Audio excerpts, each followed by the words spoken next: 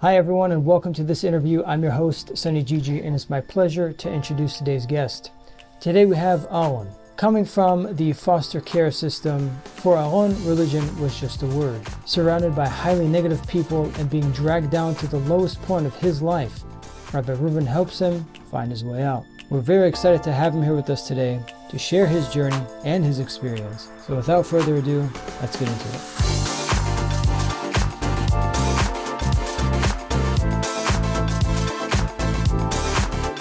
Okay, so today we have Ahron with us. Thank you very much for taking the time, coming onto the podcast, and are willing to, share your story with us and with other people. Can you tell us a little bit about yourself? Kind of your growing up and what life was like for you, before Tshuva and pre-Tshuva days, and just a little background about yourself. I don't have a little background. I have a lot of background. That's even better, Baruch Hashem. So I'm a foster child. I went through the foster care system. And for me, religion wasn't really real. It was just a word.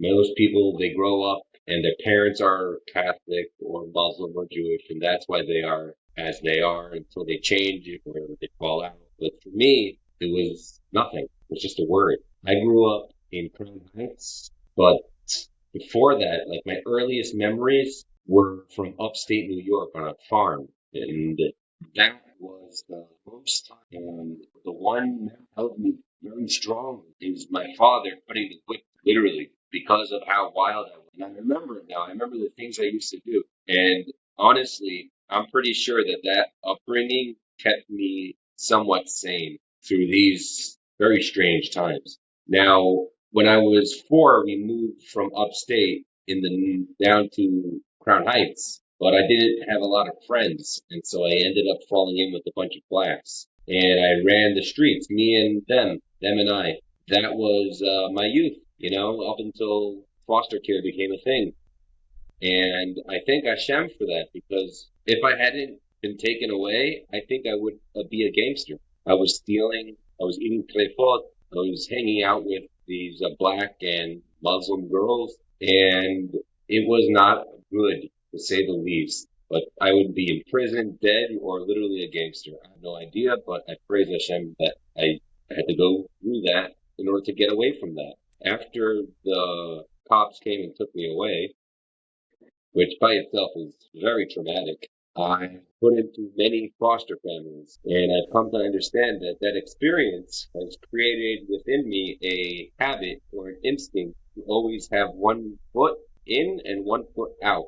If you don't know whether this current family is going to be your forever family, you don't try to invest in the community, in their way of thinking, anything. You don't invest. You just stay separate. And all these years now, it's only until the past 2 or 3 years that I really put 2 and 2 together. Where do these habits come from? And after the first 3 families, I finally ended up in Manhattan, where the Adams family took me and my brother in forever, up till now.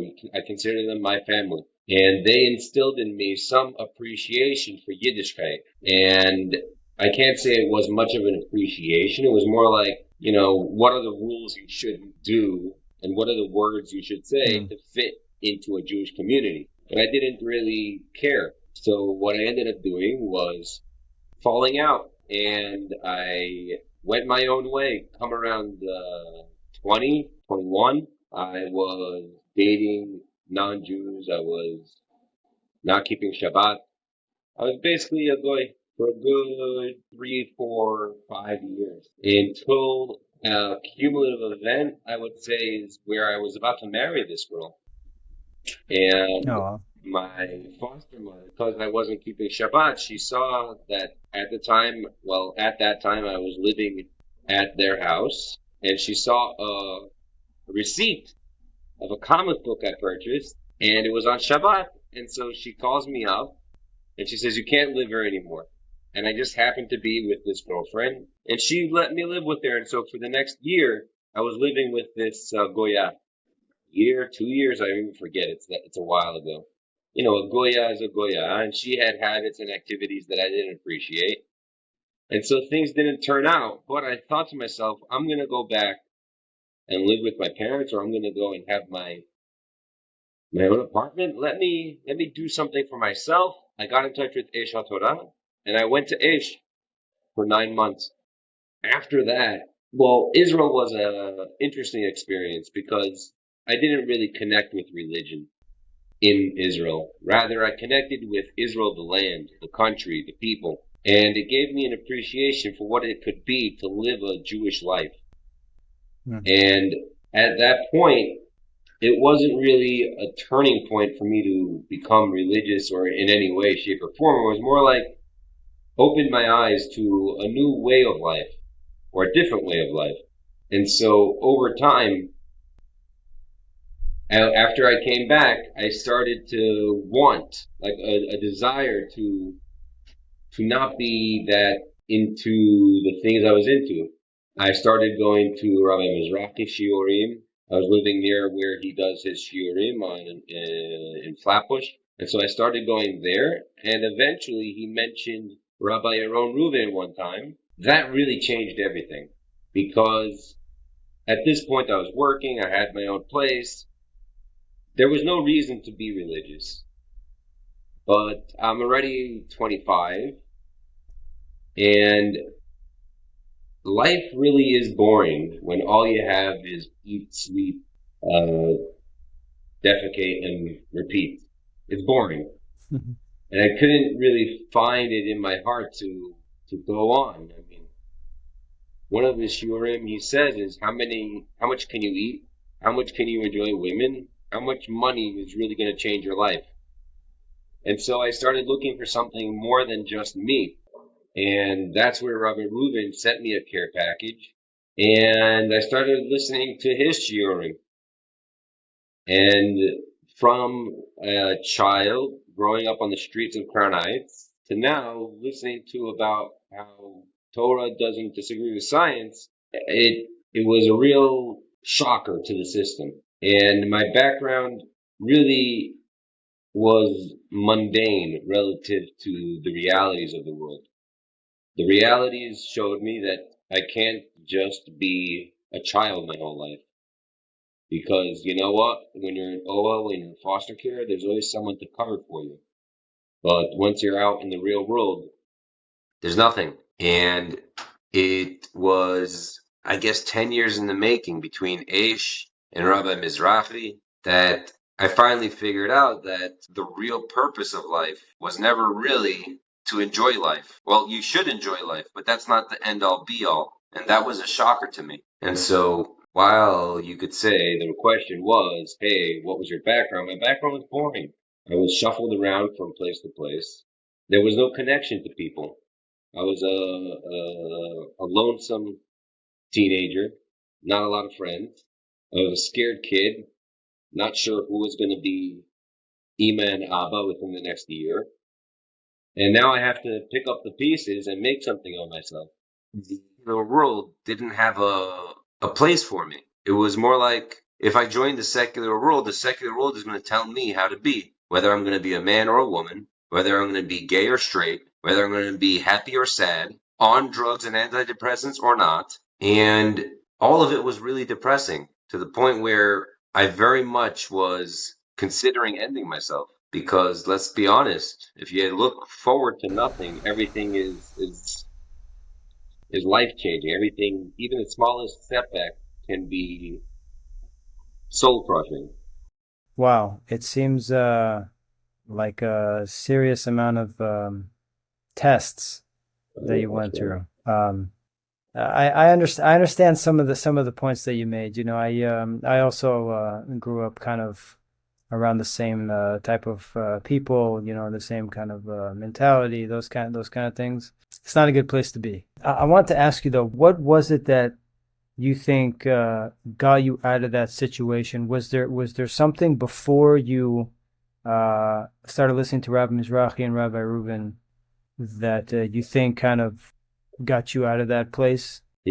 Before all of that, I was dating Asians and blacks and anyone I could get my hands on, essentially. And the shallowness of it made me depressed. It made me feel like we really are developed from monkeys. I went to science. Science became my religion for many years, and I found a lot of very strange, peculiar inconsistencies, and there were no answers from the science community. So I stopped trying to look for answers and really got into drugs. Ayahuasca was one of the things I wanted to try. Maybe I'll find the answers in what they call the Mother Earth, which apparently is a real thing. And What is that? ayahuasca or Mother Earth?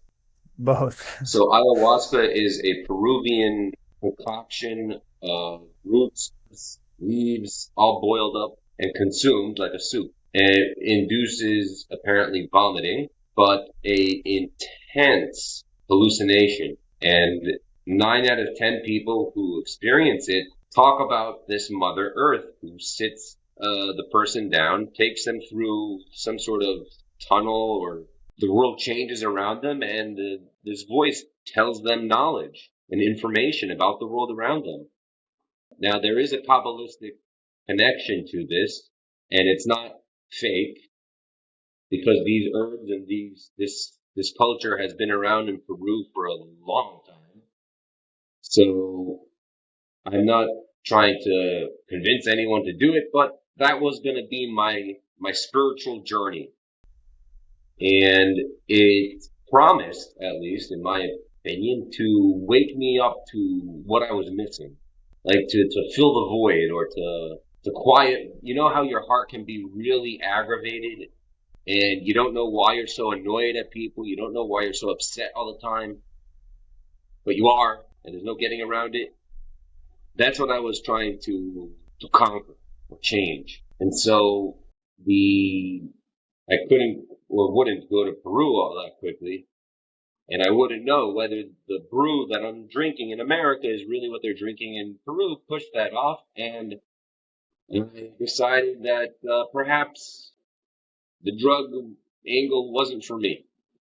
So and around that time, I started speaking to some of my old friends from Aish, and they mentioned that perhaps you should look into this idea that science really doesn't contradict the Torah. Like they can go one in hand. You know, you don't have to say that it's either or.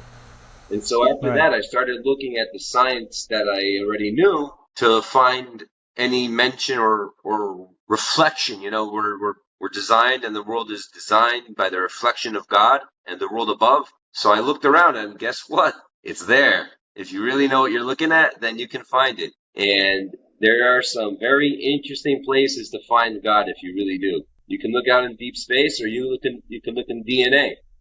And you'll find God literally sitting there saying, "Hi, how are you?" Now, it wasn't until Rabbi Mizrahi started pointing out that there's really no reason the Jewish nation should exist that I started taking Judaism a little more seriously. But that didn't get me to do tshuva at all. Rather, it was intriguing, like, wow, woo, like as if a voodoo guy was talking to me. Cool, but so what? But a couple years after that, I finally contacted Rabbi Reuven, and he sent me this book. And it's in the package, but the book is the part that I kept, and that I still read. I still read that book all the time. But Science Comes of Age. This book changed everything, because finally, the world around us is actually the handiwork of God directly. And it testifies to that. And in my own research, I can find evidence of God in the physical universe and in DNA, no less. And so I started to take Hashem as his opinion rather than as a set of laws, and Yiddishkeit as a relationship rather than a cane to beat people with, or a set of promises to entice people. After Torah and science, God became more like a person rather than an AI. When it comes down to it, I would say that it was the binding of, it's almost like the binding of Akedat Yitzhak, where you have to give up some of what you know in order to accept new things. Which is like, he has to, Ahron was told, oh, you gotta now go slaughter your kid. Wait a minute, I just told everyone not to slaughter their kids. Now I'm going to slaughter my kid? No, you have to give up some of what you know, your understanding, to receive the higher level of understanding. And so part of it was me giving up this idea that I'm going to be able to dictate to God what kind of relationship we're going to have. It wasn't easy, and it's still not easy, but it's a lot better than being anxious or angry. I'm trying to think back about everything that you're saying because I had so many questions in the process, but your story is so captivating. I just forget about those questions and Okay, so you listened to Rabbi Mizrahi. Rabbi Mizrahi introduced you to Rabbi Reuven. Do you remember the first lecture that you saw from Rabbi Reuven, or was it a movie, or what? Well, Rabbi mentioned Gehenna, and he mentioned the movie Gehenna by Rabbi Reuven. And so I watched that, and I was like, what? That led me down the rabbit hole of Rabbi Reuven until finally I heard about, he mentioned this KIRUV package. I was like, I gotta see what's going on here. So I wanted in my hands on one of those, got one, and that was the beginning and the end of that. Was it the movie or the lecture? The movie itself. The Gehenna movie? Yeah. Because the movie came out pretty recent, like within a year. The lecture came out quite a while ago. Well, I remember the different considerations. It's so great. That's good. That's a very powerful lecture. It was Very powerful lecture. intense. Just thinking about it gives me shivers. A lot of that stuff is deep. You can't just talk about it in public. A lot of people that I speak to, they just don't believe it or buy into it at all. Like religious people? Yeah, religious people. Yeshiva Bachurim. I never understood that, Like Me neither. you're in a place where you're like immersed in Torah all day, but you don't hear anything about, reward, punishments, this and that. I never understood how that works. It freaks me out, to be honest with you. Gets me nervous. Like, what exactly is the point of a yeshiva if you don't, lay it out there? You know what I mean? Yeah. Are you in yeshiva now, or are you? I do a 1 hour learning session with myself in a shul. I'm best spending time to learn the laws of Shabbat. That's the best way to go. If you don't learn the laws of Shabbat, you're not really keeping Shabbat, right? Right. And it is a lot. They say you shouldn't really be worshiping Hashem because you're afraid of the punishment. But let me tell you, if I can tell myself, okay, I'm not going to look at this website because I don't want my whole body torn to shreds or burnt to pieces or whatever, you don't have to give me a toy or a prize. Just keep me away from there. You know what I mean? Mm-hmm. Yeah. Moshe Rabbeinu was terrified of this place. There you go. It's a perfect example. You can't really get better than that, right? Unless you have Rabbi Akiva. Sure, I'm sure he was also terrified, though. Yeah, but he wasn't directly shown it. At least I never heard of that. Funny thing is that I think a lot of times we'll find that modern America has made us all have a God complex to one degree or another.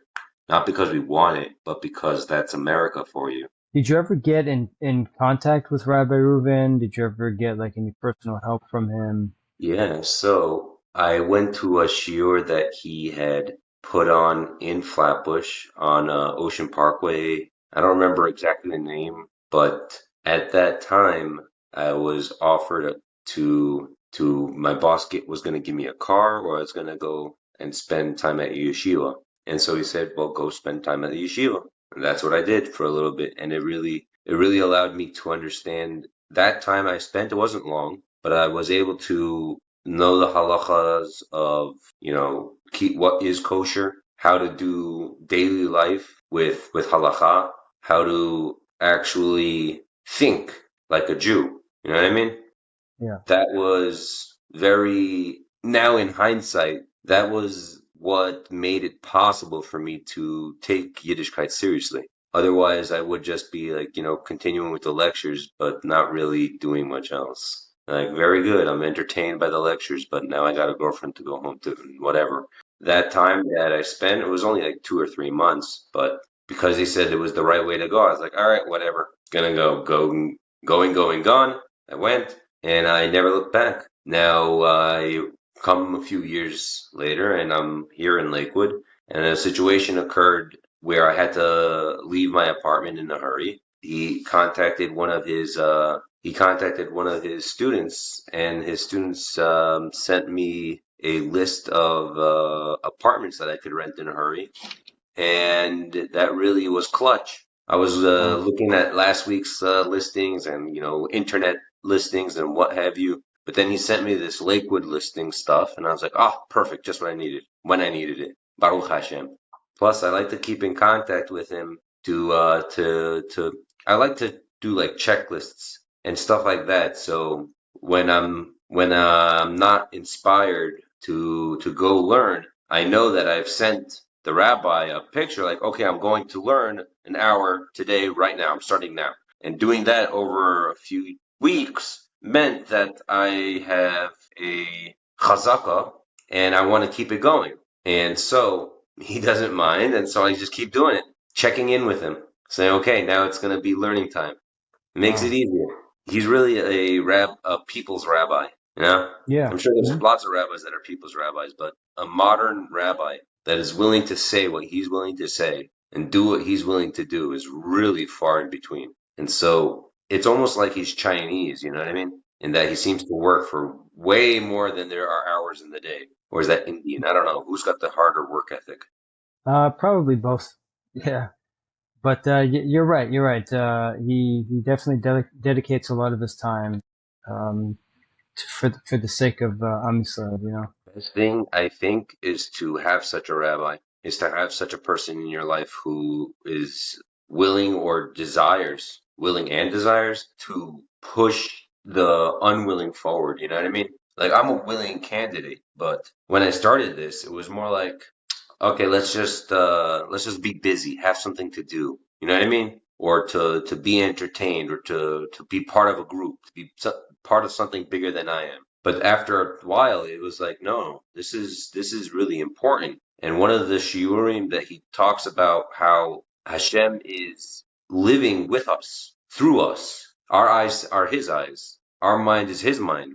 He hears our thoughts like as we think it. That really is, that's a moment to take a minute and say, wait a minute, okay, think about that one there for a second. If God is thinking with me, then that means it's not just the physical choices that I make, but actually the mental gymnastics that I go through that can also play out. In other words, if I went right, he could figure out in his infinite ways what I would have been like and what the world would have been like if I had gone left. But if I thought something nasty, he could also figure out what life would have been like if I hadn't thought something nasty, or vice versa. I thought something good and I could have thought something nasty. He could also play that out in the multiverse theory that says that there's infinite worlds and infinite universes in which all our choices are playing out. He can play out every little thought. That's a little wild. And it's only Rabbi Reuven who's willing to say this stuff. I don't know any other rabbi who's willing to actually say, listen, you're gonna go ahead and pass on eventually. You're gonna become muksa eventually. Everything is really being accounted for. It's like in the Gehenna movie. It talks about the near-death experiencers. Well, I had an experience like that. Not the near death, but I was meditating and things got weird. I did two deep meditations in my life, and one of them showed me these rabbis who were super rabbis. I mean, you look at them and you know, rabbi times a million, that's a rabbi. But one of them, directly on my left and going around to opposite me, there was a brilliant white light coming out of him, and from him all coming all the way around to my right hand, it was like there was a circle of rabbis with me on one end, and they're all part of the circle. And so on my left there was a gray, and then it got brighter and brighter until the brilliant white rabbi. And then on my right, from his right all the way to my right side, was another bunch that got dark, like darker than night, like they absorbed light. But they were all the same exact person. Now, I don't know who that is, but I was not high. I was not stoned. I was just meditating. And I was doing my utmost effort to keep my own mind out of the equation, my own personal thoughts out of the equation. And I just was observing. And all that this rabbi was doing was smiling at me. It was just like, hi, how are you? But you're not here. You're in my head. And I can see how it could be taken as you're a weirdo, sir. You're just sick. You need some drugs. Or you've seen something deep. And I'm taking it to think that I've seen something deep. And what is the deep thought? Well, enter Rabbi Reuven. Everybody is basically in the middle. At some points we go down, some points we go up, and then we return to the middle. That's what it was like to me. It was showing me that we all have this, or at least I think that this is what it means, or at least it means to me that we all have this set of paradigms, and at any point in time we are entering a holier paradigm, or we are entering a more tameh paradigm. And that's what that represents to me. And this was at a time when I was still dating my Asians and blacks and all that. So I was tameh as it gets. And where was I sitting? Right next to the black one. That's where I was sitting. Where was the holy one? Directly across from me. Opposite. Totally true. Like if I Wow. think about it now, personally speaking, that's exactly how it was. Mind-boggling. What exactly is this meditation that you do?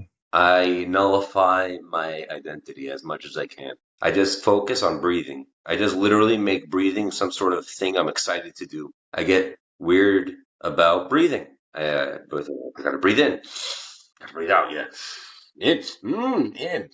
Yes, out. And I just close my eyes and I focus on the physical body breathing in and out. And I just go for hours as much as I can. Every other thought doesn't exist. My body doesn't exist. I'm trying to not fall asleep. This has happened. I pass out occasionally. I just wake up in terribly pain. But when I'm successful, the most amazing things happen. One time I was in a vacuum, as if I'm in deep space. There's just nothing around me. And then a house, small, comes rushing up to me, and suddenly I'm inside the house. I'm sitting at a tiny little table, and a voice tells me, look around. I look around, and it's a cluttered mess.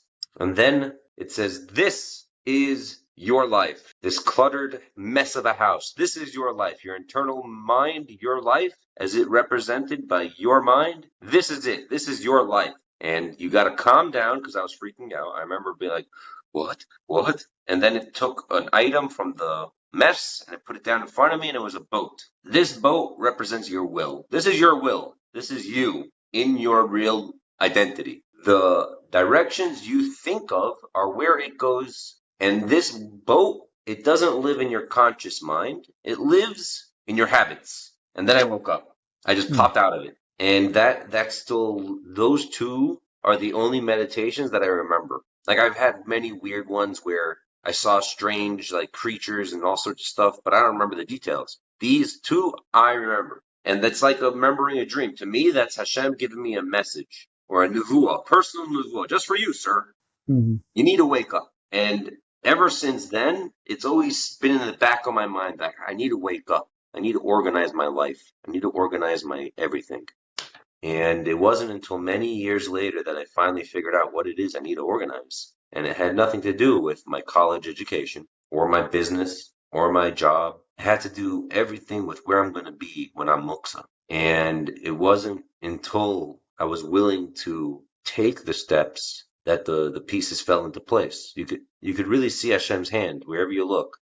Mhm. And I would recommend it if you have that kind of time on your hands, because it takes practice, and you got to be willing to accept that you're not really sure what you're going to find. Because whenever I go back to that house, I get very scared. Like the inner fears, they just explode. Like fear, like you have no idea. I have a conscious bias towards religion just because I've been burnt by religion so often. And so it takes me a long time to put what I find into play with what the Torah says, like to put the two together. And it's not for the faint of heart. It can lead to bad places. It's kind of like how they say you shouldn't do Kabbalah unless you know a lot of Torah. Similar to that, when things are getting messy in your life, it's kind of like, okay, I got to remember that this is Hashem's hand. I got to remember that I am a miracle. My life only exists because God made miracles for me. And there's a dream that I had when I was like 3. And in this dream, now, to my understanding, we're not supposed to even remember dreams. And this dream had me floating away. I jumped off of a dresser I was going to land on a mattress, but instead I just stopped and I hovered over the mattress. Then I just started floating above it. And now that's not physical reality. It is a dream. But to me, it's always been a case that I can count that as a miracle happening for me. Now, granted, it wasn't a dream. All sorts of reality are, not part of the equation. But whenever things go bad, I remind myself that just as the mind doesn't know the difference between a movie and reality, instead we get invested emotionally, so too it doesn't know the difference between a dream and reality. It's only when we wake up and the critical thinking reignites that we finally realize, oh, that was a dream. Okay. At the time, I was experiencing a miracle. A miracle happened to me, and my body has no clue one way or the other. Take it for what you want, but to me, that is an emotional underpinning towards everything is Hashem, Gamzu L'Toiva, and Baruch Hashem, because He already made miracles for me. Like the ones you've mentioned, or different things. No. This was literally a dream as a child. Yeah. I've always had weird dreams, but the ones I've mentioned, you mean the rabbi that I saw or the house that I went to? Yeah, or even like physical miracles, like getting you out of certain situations. I'm sure you've been in situations where you're in a bit of trouble and Hashem kind of helped you out there.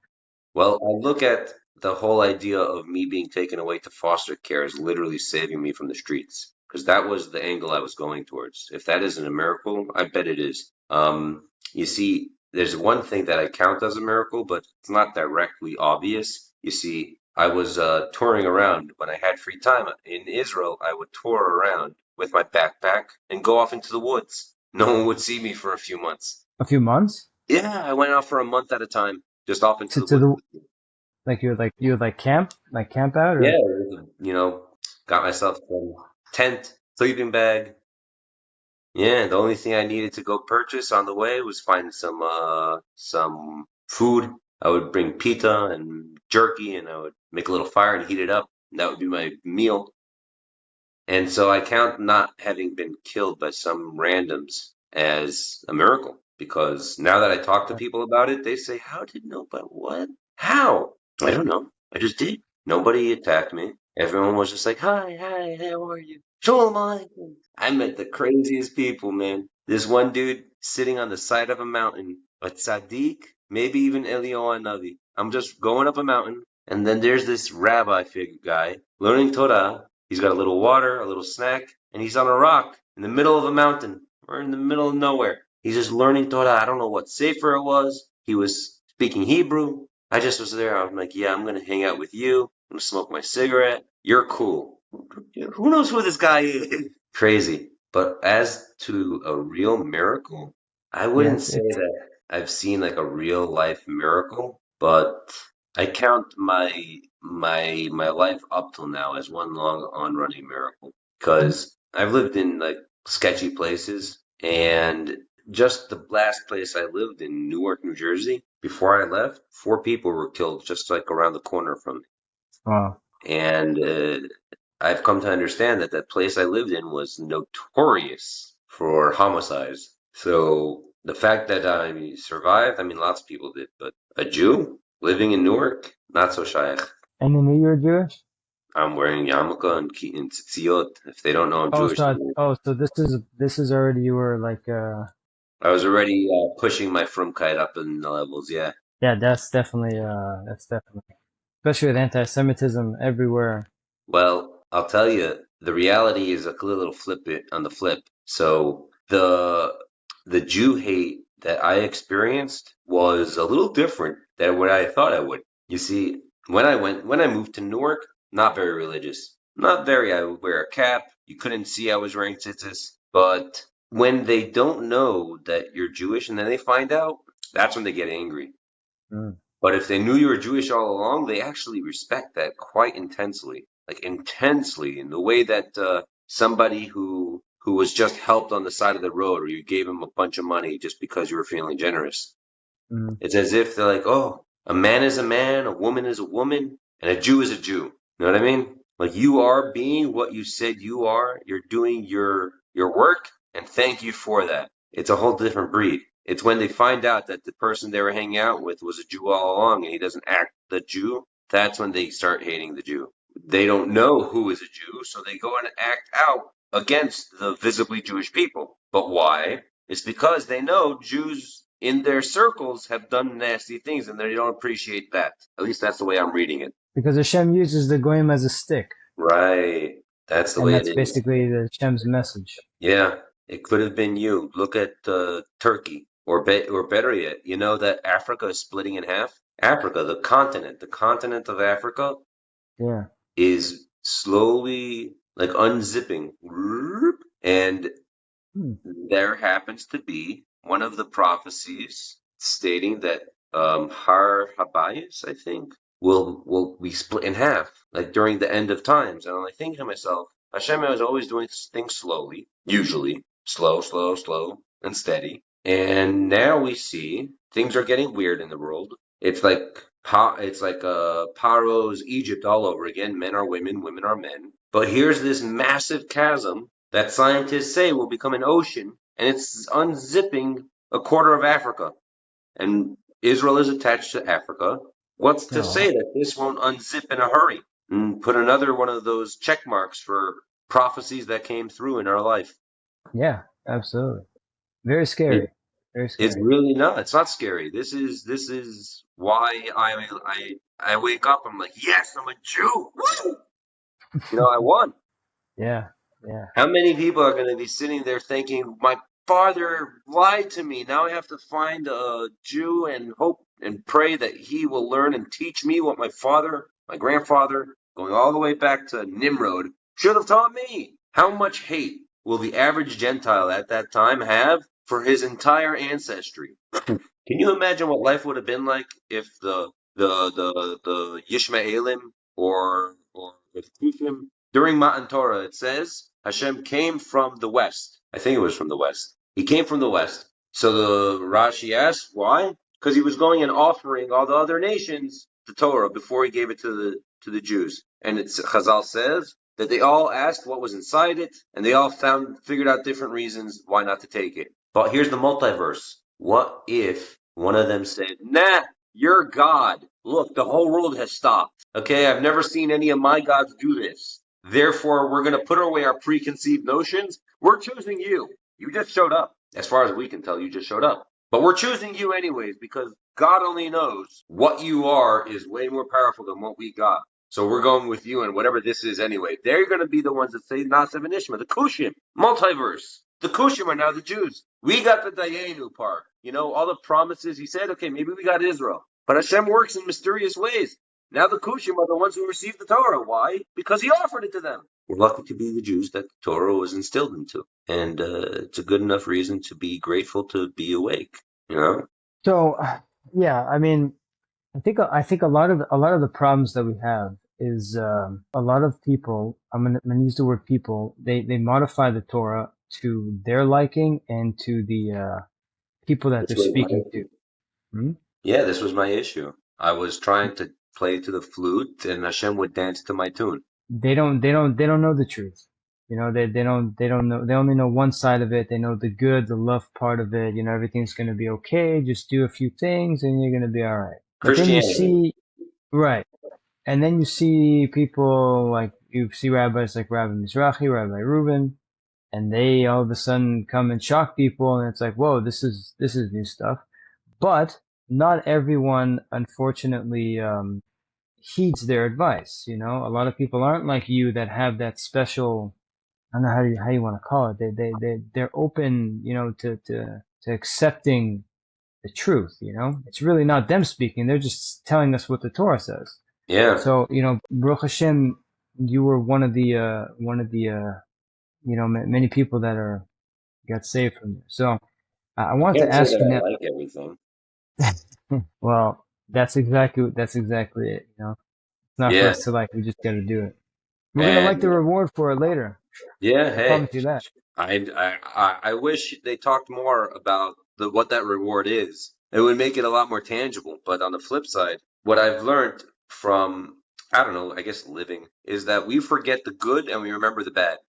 Yeah, Humanity, we do. man. We apparently we evolved to avoid the tigers eating us. And so we don't need to remember that the steak was great last night as much as we remember that when the dog stopped barking, we start running. Why? Because something got the dog. Evolutionary theory will really teach us a lot about Hashem's ways. If you just learn enough about, you don't have to believe it, because I don't. I mean, the evolutionary theorists themselves are changing their opinions all the time. The dates, the opinions, the science, it's all changing all the time. But underlying it is the premise that DNA doesn't lie. And one of the best things about DNA is that you can look at it. It's like, okay, here's the string of DNA.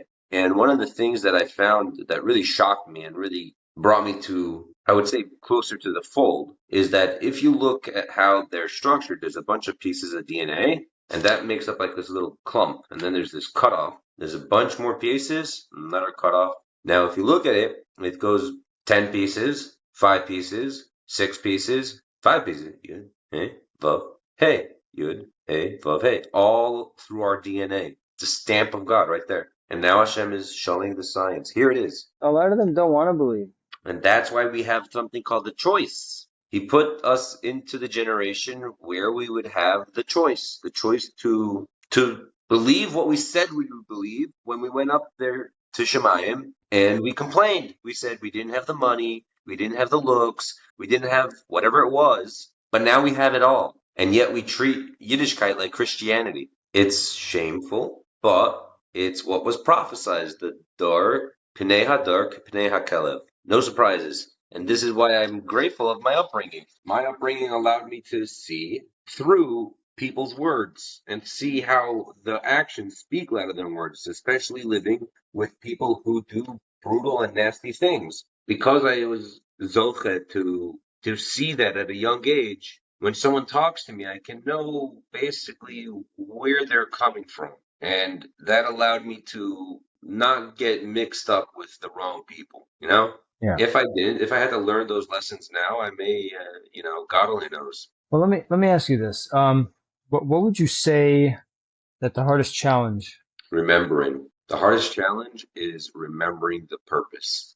No joke to say that in the morning and in the evening is the hardest time to remember my inspiration and to remember my desire. Like during the day, during work, it's like I'm always remembering the shir. I'm always remembering the desire to get close to Hashem. But when it comes nighttime, I want to read, I want to relax, wind down, and that's when the Yetzer Hara just ignites. And then in the morning, I want to hit the snooze button. I don't want to go to Shachrit, put on tefillin. That's the hardest time. The morning and the evening is when I really got to sit and remind myself what it is I'm looking forward to and why it is I'm avoiding the things that I spent years enjoying. What are some of the goals that you have now from here on out? Just learning for the sake of knowing the halachot nitty and gritty, like down to the dirty details. Everything about it. Everything about Shabbos it's my thing. Like an hour a day. Whether I'm like even if it's just like reading my notes, I write notes. And so let's say I don't have the patience. Sometimes I just don't. But that time that I set aside, I have a lot of pride in it now because I'm able to, first of all, reference real halacha, and 2, I'm able to be more confident in my Shabbos keeping. Like I used to think that you could turn on like my phone, or I could turn on TV, or I could do whatever I want just with my elbow, right, or my knuckle, and that's how I was losing my on Shabbat.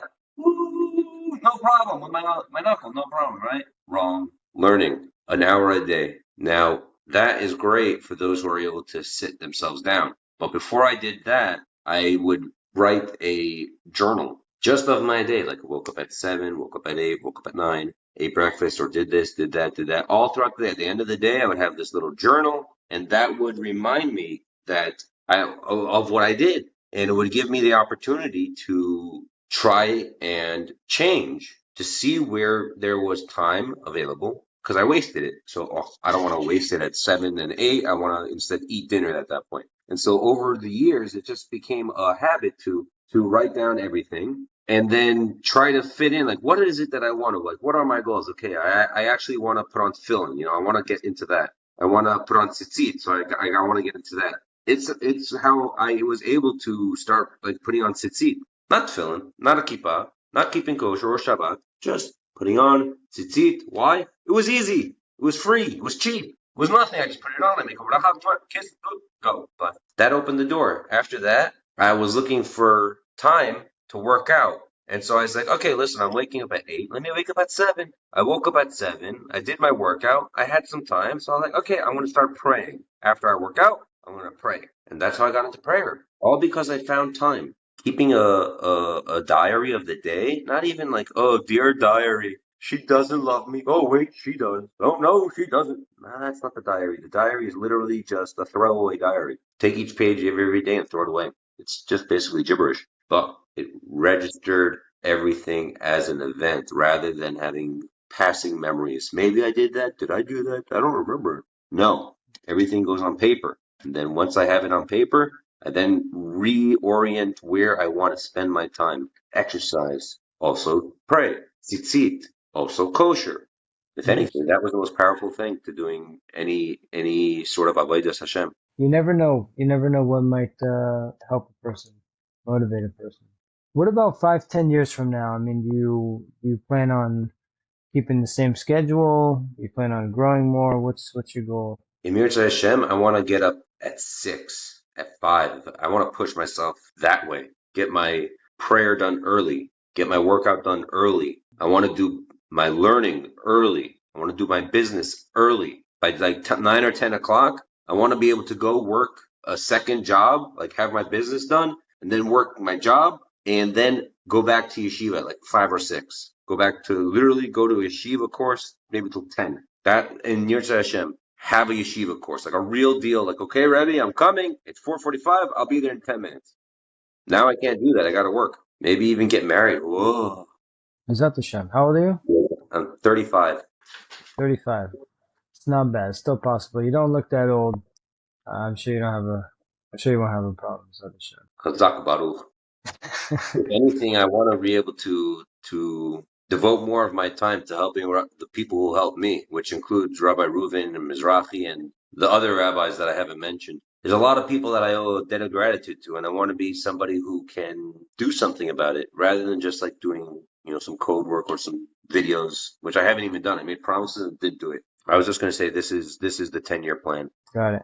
Well, I mean, you're definitely helping out with this this little podcast interview here. I mean, I tell people that every single person that we have on here is like a totally different person. There's no like similar story type of person. Everyone has like their personality, their story, their background, their history. That's why it's very important. In the beginning, I ask you, tell us a little bit about yourself, because there's definitely going to be someone that's going to relate. Someone's going to be in a similar past. Someone's going to be, the same people, hung out with the same people. They're like, oh, wow, I was like that, or I am like that.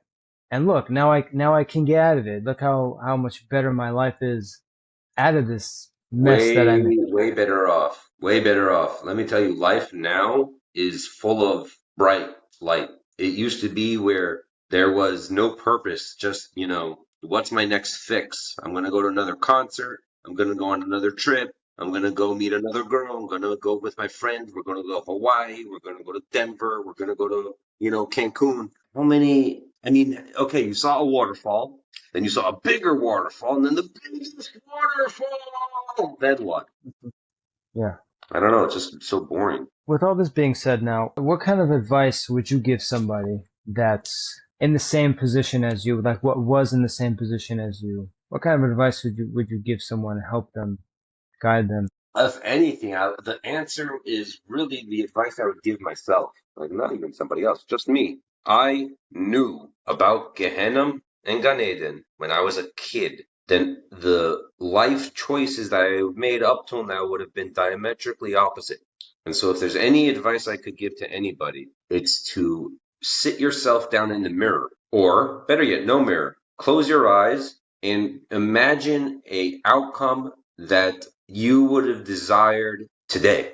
Well, if I was religious, what would my outcome of today have been like? Try to process that through. And well, let's do it for a minute. If I'm not religious and I'm coming home to a happy family, but she's a Goya. And then I become Muksa, I pass on, and I have to find out the hard way that Gehenna is real, and that there are repercussions for me being happy but ignorant. Will I be that excited come 80? And so I've always been one to just close my eyes and imagine I'm 80. And the things that got me happy today, will I be happy about them tomorrow, next week, next year, 50 years from now, if I make it, Emir Hashem? I don't know. But I know that I won't be happy that I smoked a cigarette today. If anything, I'll probably be upset. Like, you fool. Why are you still smoking cigarettes? Remember that we're going to be 80, and we're not going to remember which car we drove or care. We're not going to remember the third girlfriend from last year or care. We're not going to notice how much money we spent on parm sandwiches, nor will we care. We'll care about some other things that we don't care about today. Kids. If I had known that I would want children, I wouldn't have dated all the girls. If I had known that I would want a connection to something bigger than me, I wouldn't have taken all the drugs. It created such connections to YouTube and to comic books and to science that really is kind of hollow, pointless, wastes. But the drugs connected me to it in ways that are mind-boggling, because such a strong, potent interaction creates a habit network in the brain that doesn't let go. And why create bad habits? If anything, I would warn anyone, what today was a perpetuation of a bad habit that you would like to get rid of. Let's not even talk about religion yet. Let's just first talk about, I don't know, not dying due to cancer over a cigarette, not creating an inability to connect to a woman because of Narishkat on the internet, or even just comic books. You can't have a good friendship or a human relationship because you're associating what these people are doing with what you read on paper. It breaks the connection. The endorphins should be hitting off when your friend makes a joke, not when the comic book character makes a joke, not when the movie figure makes a joke.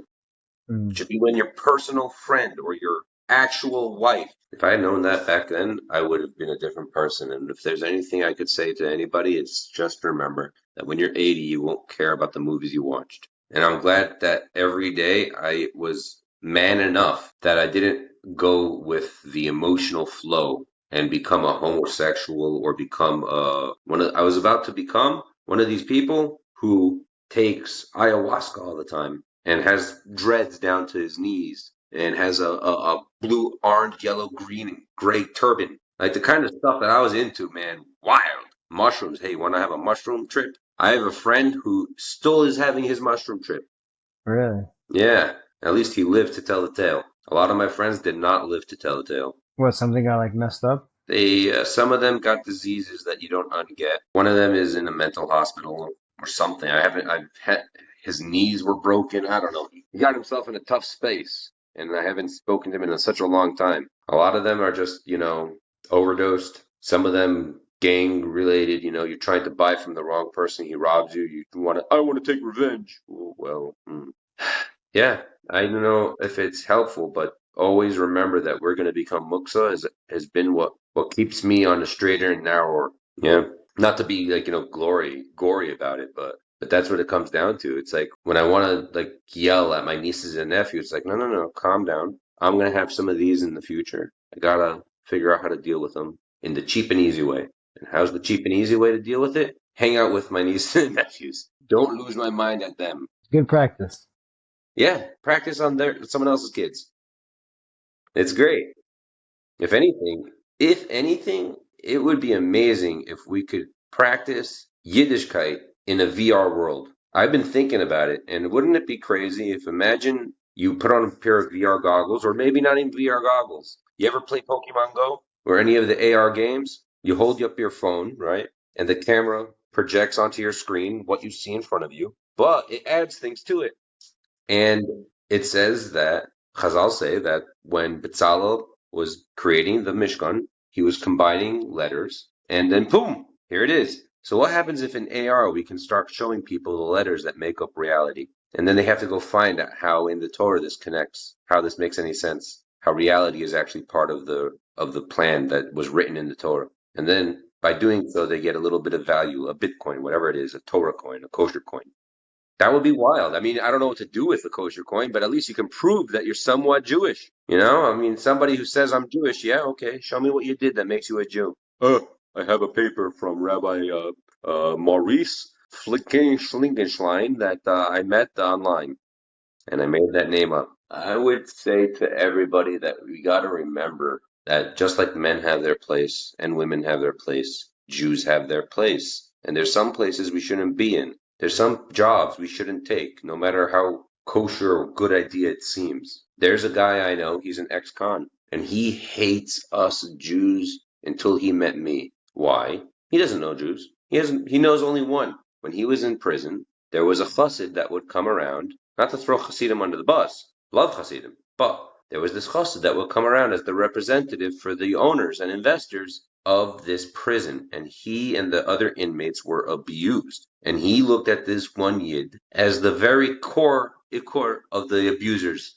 And I would say to that yid, you shouldn't take that job. That's not a job you should take. I don't care about the rest of your family. They're not my family. Well, I care about them in the way we care about each other, but ultimately, you couldn't make money in many ways. When this was offered to you, you shouldn't have taken it. There's some places we don't belong in, and it doesn't matter what our personality is. Okay, you're a great bean counter. Count beans for a kosher situation, not a treif situation. When they find us in clubs, it embarrasses Klal Yisrael. There's some places we shouldn't be in professionally, personally, and when it comes down to it, we shouldn't never have left Goshen. Just, bide our time, keep the mitzvahs. Okay, life is boring, right? We're going to be muktzah eventually anyways. Is it so hard to say that we shouldn't just try to max out the eternal world rather than this one? But you know what? Deaf ears. I would love to say this to the top of my lungs, at the top of the mountain, but falling on deaf ears. So what's the answer? For me, the answer has always been, be the example. Be the example. A lot of rabbis can't say stuff that makes people uncomfortable. Well, what's my point? It's simple. If we don't take God seriously and the Muslims take Hashem more seriously than we do, what does that account for us? Hashem does not appreciate us playing games in a shul. We go to shul to daven. We go to shul to, survive, not to hang out and chill with our friends. Find the desire to want to know the truth. Even if you're going to ignore it, at least you know it. You Right. can't be one of those guys who goes to the IRS and says, but I didn't know. That ain't how it works. Right. Yeah, I guess don't be that guy. Your story was one that was very interesting, and it's definitely going to help a lot of people, like I said. So I wanted to thank you, Owen, for again doing this for us, taking the time out of your day. You're even doing it now, while you're at work, and we appreciate it. And thank you for supporting. It's definitely going to influence people.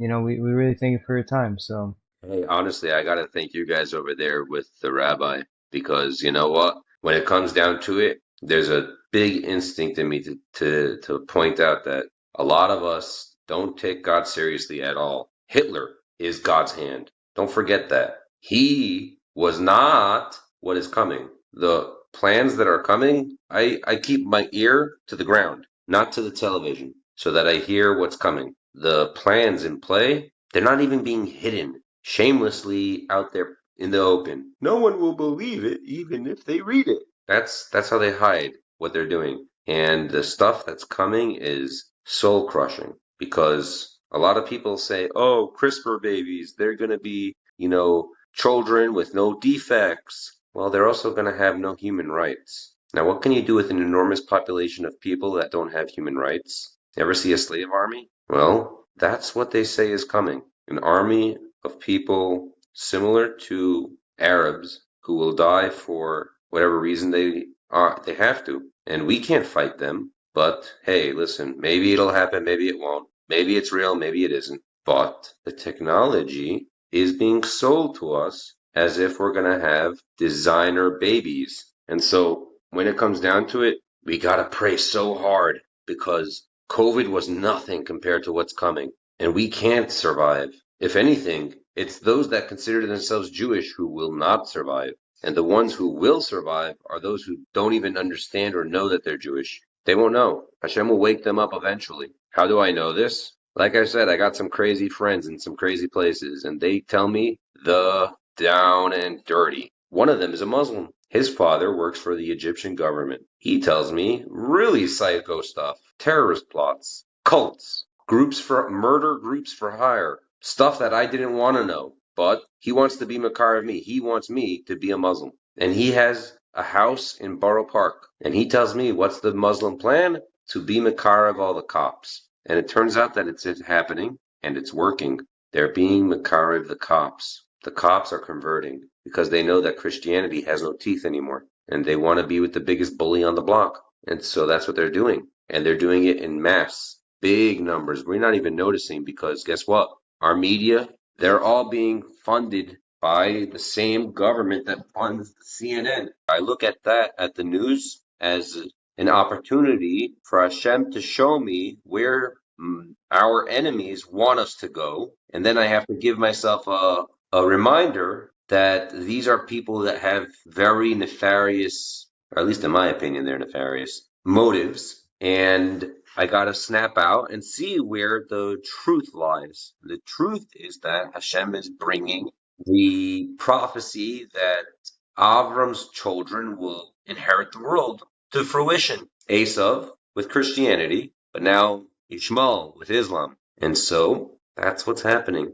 And when the police receive that phone call to stand down as the Muslims rise up violently, that's where we'll see the hand of Hashem and who is really tight with him. And so before that even happens, and before it comes to that, I would tell anyone who cares about Yiddishkeit to stop thinking of Hashem as Yashka. Hashem is not Yashka. He won't love you and pet you and say tzaddik just because you pray. If you do the naughty with the girls and you go pray afterward, if you're going ahead and you're gonna do treif but keep Shabbos, Hashem's not Yashka, but he isn't Allah either. He's not this set. He's not always trying to beat us up. He wants us to enjoy life, but do it the kosher way. And that's what Rabbi Reuven's all about. He's showing us the kosher way to do a real life. Live life kosher. We're no longer strangers, so Baruch Hashem. Anyways. Sounds very interesting. All right, man. Thank you very much, and we'll be in touch. Likewise, you will.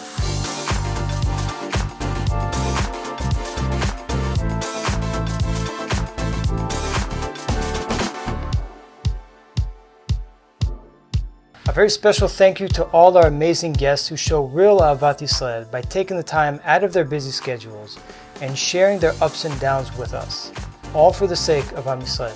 May Hashem continue to bless you 1,000-fold. If you enjoyed this video, you can find more of these podcasts on our website at www.bizathashem.org.